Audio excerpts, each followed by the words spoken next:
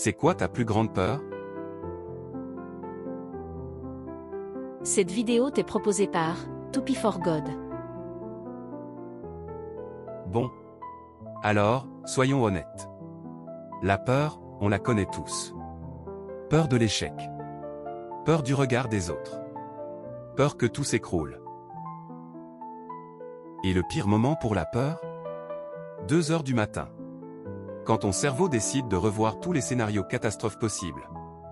Et si je me trompe? Et si je n'y arrive pas? Et si tout se passe mal? La peur est forte pour une chose, inventer des films qui n'existent pas encore.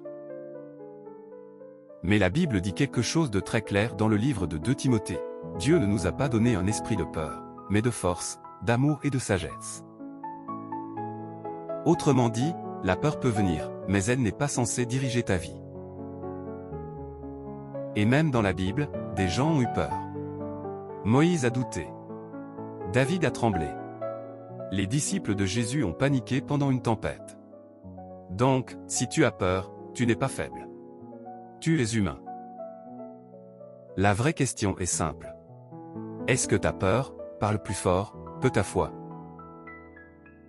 La Bible dit dans le psaume 56, « Quand je suis dans la crainte, je me confie en toi. » Remarque quelque chose, David ne dit pas, « Je n'ai jamais peur. » Il dit, « Quand la peur arrive, je me tourne vers Dieu. » Parce que la peur adore te dire, « Tu es seul. » Mais Dieu lui te dit en Ésaïe 41, « Ne crains rien, car je suis avec toi. » Et ça change tout. C'est un peu comme marcher dans une rue sombre. Si tu es seul, tout fait peur. Mais si quelqu'un marche avec toi, la rue ne change pas, mais ta confiance change. En conclusion, je vais te dire que la peur va toujours essayer de parler. Mais elle n'a pas besoin de diriger ta vie. Parce que quand Dieu marche avec toi, même tes plus grandes peurs ne peuvent pas écrire ton histoire. Alors, respire. Avance. La peur parle fort, mais Dieu est plus fiable. Si tu as aimé cette vidéo, mets un petit pouce ou un commentaire. N'hésite surtout pas à la partager au maximum. Tu peux aussi nous retrouver sur YouTube. Le lien est actuellement sur l'écran. À très bientôt.